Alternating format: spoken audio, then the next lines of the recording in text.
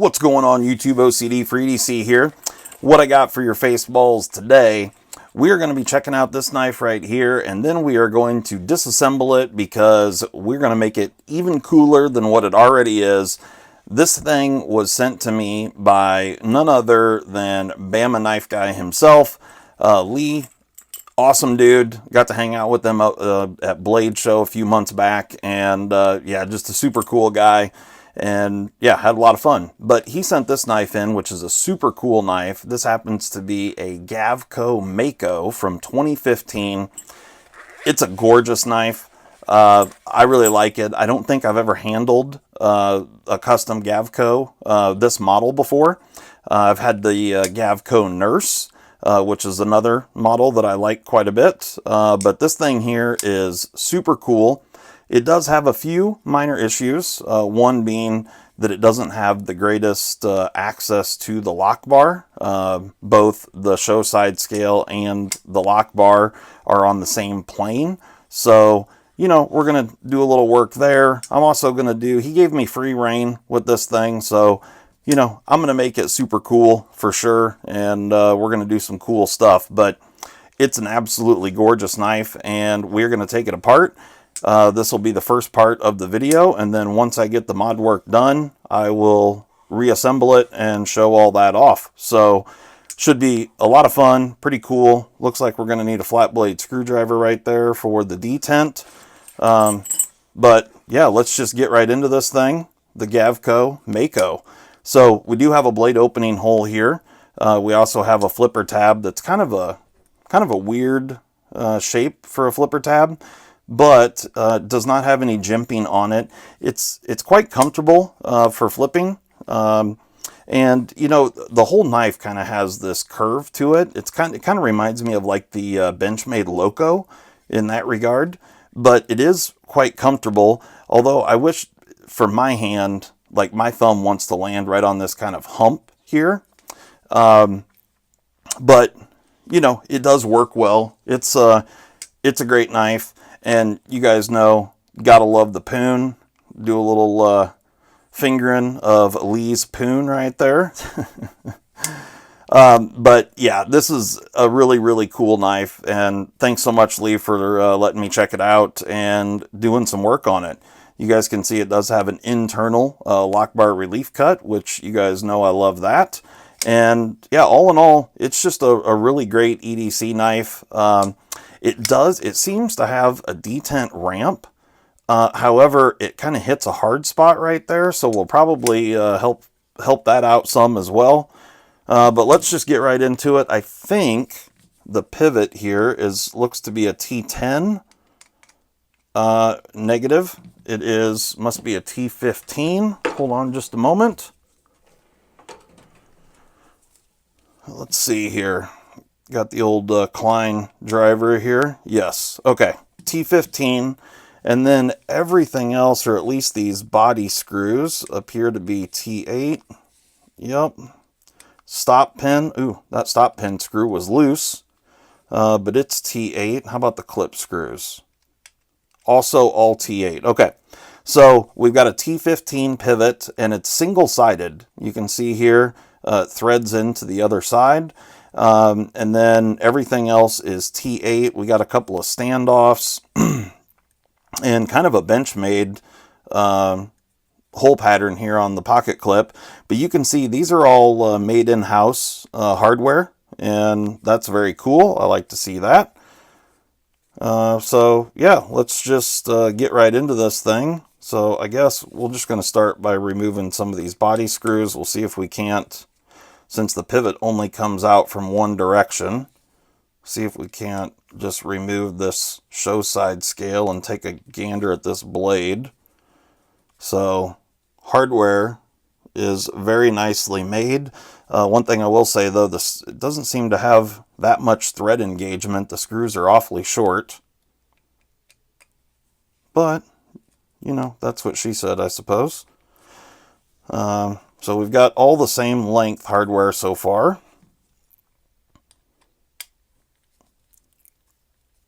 Oh, I was expecting that to be the end of this pivot screw, but it is not. Okay, well, let's see what we're working with here. Okay, so that's not at all what I was expecting. I thought the pivot screw was going to be a much larger diameter screw than that, and I was thinking that that was the end of it, but it definitely is not. Okay. All right, it's just wanting to go ahead and pop apart for us here. All right, so show side is just simply a slab of titanium. Bearing pocket here is very, very small. Got some tiny little bearings in there, but action on it is good. Those are steel cage, steel bearings. Okay, let me grab a cloth here.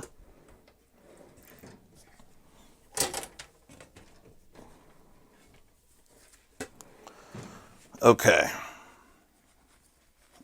just to wipe this down as we pull it apart. Okay, so we do, oh boy, got a little boogered up spot there right where the bearing rides. That's kind of not good. Huh.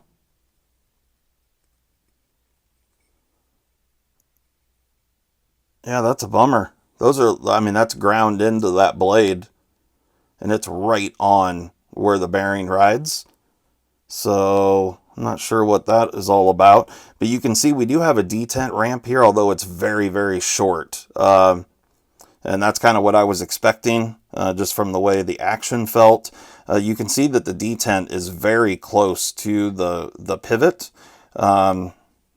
So you've got a lot of mechanical leverage against that friction there, which is a good thing. So the detent doesn't hinder performance much. So, okay. So we've got two screws here that hold in the hardened insert, and then that, interesting. Okay, so the pivot barrel is more like a nail, really. It's just got a rivet style head on it with a shoulder, and then it is internally threaded. This is interesting, the way this thing is put together. Okay. But we have, you can see the two, and those look to be T6, pieces that hold in the hardened insert, and then this is going to be an adjustable detent, is what's going on here. All right, let's see if we can see if there's any Loctite on these screws. Oh, that one came out easily. Okay.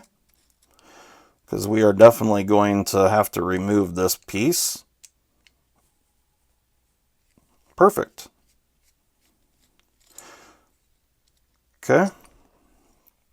So here is our hardened steel insert. You can see the detent ball. Detent ball appears to be ceramic. And yeah, and then you can adjust it right there, which is pretty cool. It's got an over travel stop built in. So, you know, especially going back to 2015, this is, yeah, a nice one for sure. All right, all of the hardware so far has been very easy to remove, which is, like I said, that's fantastic. I was really kind of expecting Loctite and such. And then, yeah, I shouldn't have said anything. Oh, there we go. That barrel spacer was spinning, but I got it. Okay, now let me get these clip screws out.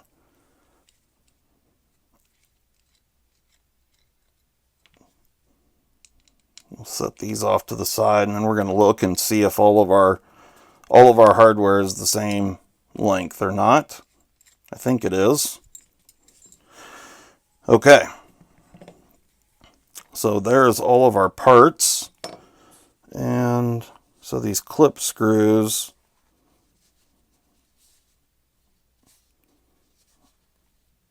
yes, they are all the same length. So all the T8 screws are the same.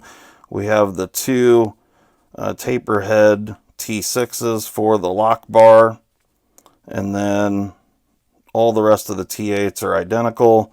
We've got a stop pin, which is held in by two T8s, and then the pivot assembly, which is quite interesting.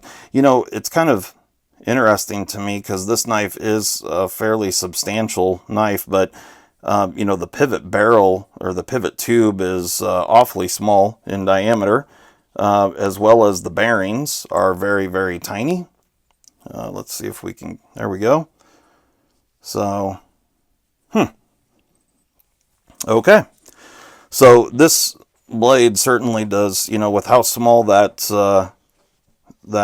pivot tube is and how small in diameter the bearings are, there's not a tremendous amount of lateral stability, and the bearings are riding right on the raw titanium, which, you know, back in this era, 2015, especially with a custom like this, pretty standard stuff. But yeah, there we go. So you can see the milled out pocket there for the lock bar relief cut. Nice, just kind of a bead blasted finish on the titanium. We're definitely going to have some fun with that. And then we got this two-tone action going on here on the blade. Not sure what the steel is here. I don't see any markings on the blade, but we're definitely going to fix up this detent ramp. And yeah, right on. There we go. So we've got the Gavco Mako disassembled, ready for some mod work. And yeah, looking forward to this one. This is a super cool knife. Definitely gonna church it up some. Lee, hopefully you love this thing when I'm done. But yeah, you guys will see this shortly. All right, so we're back in. We've got some modded parts here on the Gavco Mako. And what I did was I softened all the edges. I clearanced this access to the lock bar and just kind of went around, softened all the edges. I stone washed the scales pretty heavily because I wanted a real matte finish. And then I brushed all the edges all the way around, as well as these kind of grooves down the front. So I did this kind of darkish blue color. The two-tone on here I think looks cool, and the two-tone blade, where is, yeah, let me grab that. So I think this will look cool with the two-tone blade. That I didn't make any changes to the blade. I thought about redoing the flipper tab shape slightly, but I decided to leave that alone. And yeah, so that's all the parts. We've got all the hardware here. I was also kind of the color choice went along with what I decided to do, or the color choice went along with the hardware, because I was going to anodize the hardware because some of it is titanium. However, some of the pieces are also steel, stainless steel, and so I decided to just leave it all the way it was. I did brush a few of the screws just to church them up a little bit. And then the bearings, I don't know if you guys will be able to see this or not, but I had a few of the balls fall out. So we've got two loose balls, and they are crazy tiny. There they are right there. This thing does have caged bearings, but like I said, two of those balls fell out. And I'm glad that I noticed it because they are insanely tiny. So the first thing we're going to do is reinstall those two balls and then kind of crimp them into place with the bearing cage. And I don't know if you guys can hear this or not, but my boxer is over there snoring crazy loud. But there you can see the two balls that are missing right there. I don't even know if you can see those. The two loose balls are right there. But like I said, they are tiny, tiny. So what we're going to do, yeah, these little pliers have a little tiny bit of magnetism to them. And hopefully we are going to be able to place those balls back in the bearing cage. That's the intention anyway. Come on.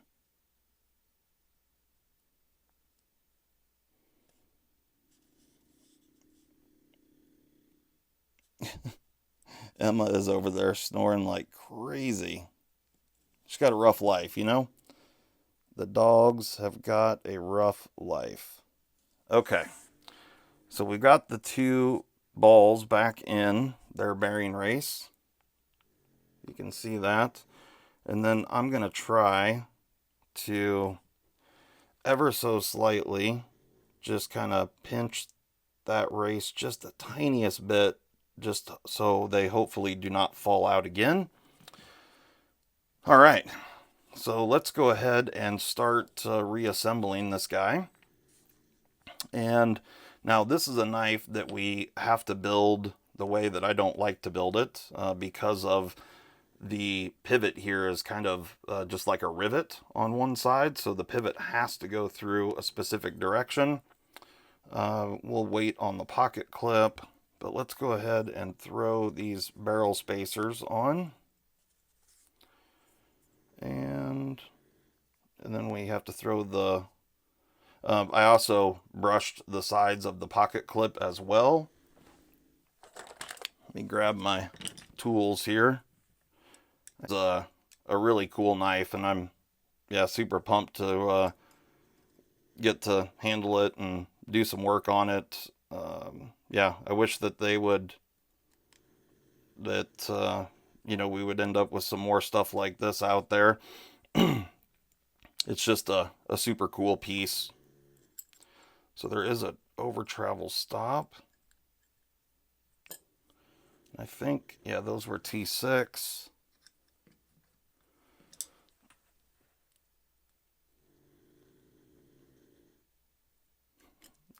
I hope you guys can hear Emma, man. She is snoring to beat the band. It is ridiculous.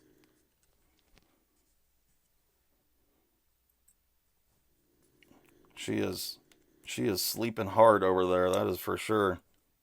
Sounds like I got a freaking wildebeest. Oh, come on.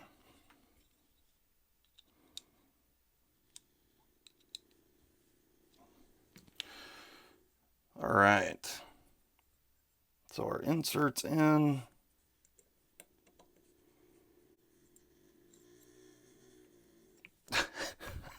Good Lord.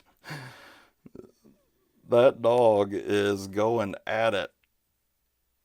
That is crazy. All right, we're going to get a little lube, a little slickum on here. Because I don't know if you guys know this, but Lee over at Bama Knife Guy, he likes to make sure that his balls are really, really slick. And so, I'm just going to take care of him, just the way Daddy likes it. So I'm sure that I said, I guess it's been several days ago that I disassembled this and did the first part of this video, but I'm assuming that I said in that video, because I didn't go back and watch it, that this is actually Lee from Bama Knife Guy. This is his knife, and I'm just doing a little bit of work for him and getting this thing squared away and churched up a bit, you know what I mean?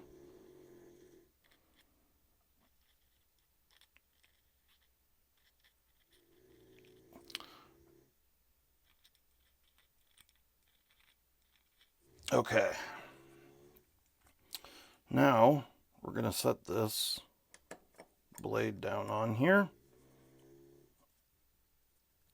Just like so. We'll throw the other bearing down. All right. Throw just a little bit more slickum on this side of the bearing here. My Lord, Emma. Man, she is just... I don't know that I've ever... I mean, I've heard her snore a lot, but I don't know that it's ever been this loud before. She is really getting after it. Come on.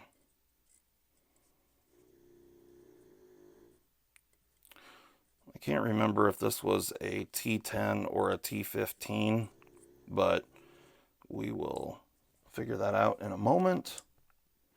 I know this one is a T8.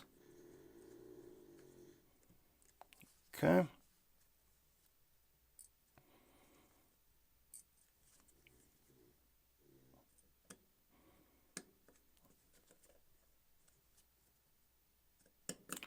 Sorry, you guys probably can't see what I got going on here, but sorry about that. Okay, I've got a T10 here. Let's see. Yeah, no, it's a T15. I'm gonna have to grab a bit here. Is that it? That's a T20. Never mind. T15. Yep, that's the one.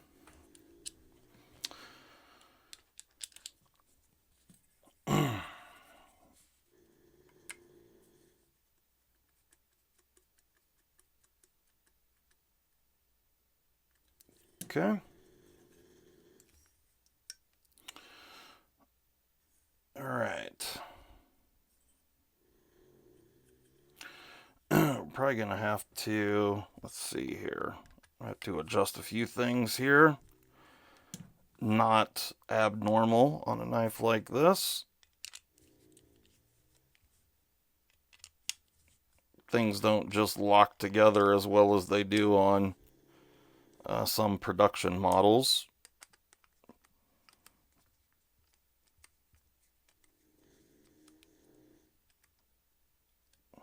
But let's get this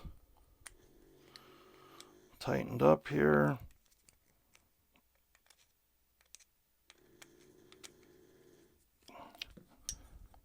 Okay. All right.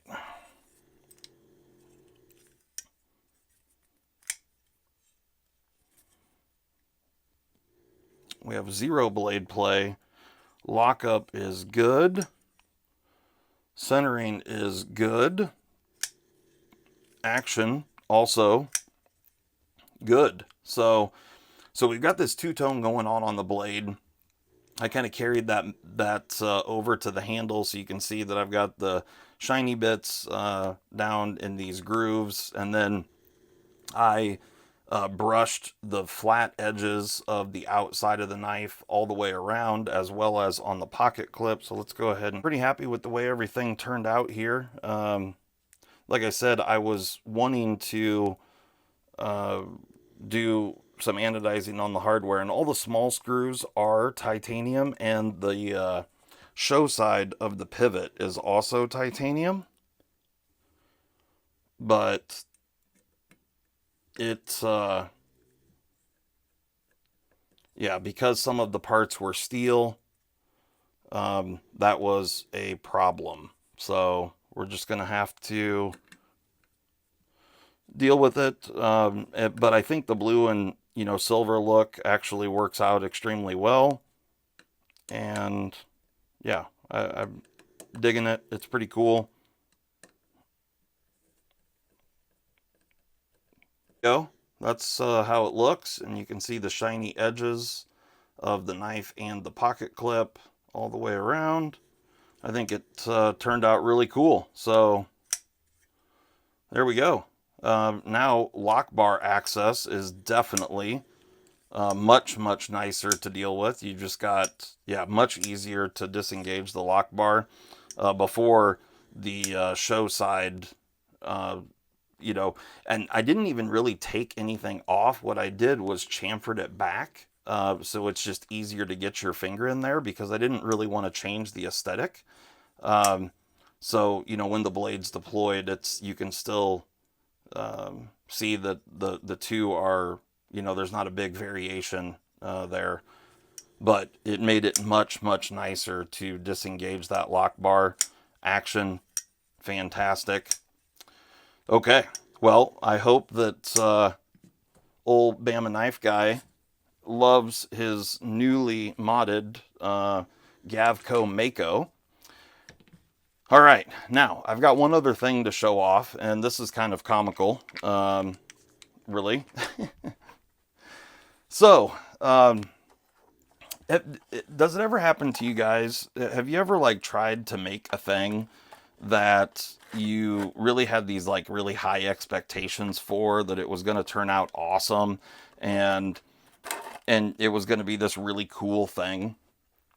That's kind of what I had going on here. Now, for multiple reasons, this did not turn out the way I wanted, but I'm going to show it to you because I think it's funny, and I'm going to send it to Lee regardless, just because it makes me laugh at this point. So Lee, Bama knife guy, you know that he's a big Alabama fan, Roll Tide. So I 3D printed this little, thinking that it could be like this kind of cool knife storage box. And what it is a little box that's got a drawer, and it's like a roll top desk and opens up, and you can see here that it fits a pocket knife extremely well. So you could put 2 knives on there and, have this thing, sitting on the dresser, whatever. Well, so this is, of course, is all 3D printed stuff. And you can see that when you open the drawer, the roll top opens. Pretty cool. And like, I had these really high expectations that this thing would be super cool. Well, I put the Alabama logo on both sides. I had this red filament, and this thing, not only was it an absolute bastard to print this thing, mainly because the red filament that I had, which this was the only like crimson red filament that I had. This is actually a proto pasta candy apple metallic or something like that. But the stuff, I don't know if there was something wrong with the filament, because I've never had this happen before, but it delaminates like crazy. Like the layer lines are just falling apart. And so although you can see, like, for these logos, it printed really well and it looks good, but it's not strong structurally. But you can see here that, I mean, it does function, but it ended up nowhere near as nice as I wanted it to be. You can see that it doesn't shut all the way. And it's just a janky piece of shit. It was really what's going on here.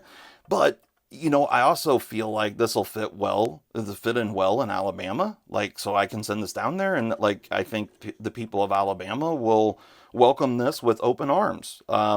So Lee, this is your janky knife box. You can do what you will with it. If you want to throw it away, that's fine. If you want to shoot it or something, whatever, that's totally your call. And, it's yours to do what you will with. But I did attempt to do something cool here, and yeah, it just turned out, everything went wrong. And I don't have any more of this red filament. I only had a small spool of it to begin with. I had a couple prints fail. Like, it was just one disaster after the next. So although I had this grand image in my head of what this was going to be, yeah, I failed miserably. So I thought it was kind of funny. Thought I'd show it off and tell you guys about it. But there you go. There's the little knife box with the Gavco Mako. Thanks so much, guys. Hopefully you enjoyed that video. I'll catch you next time. I'm going.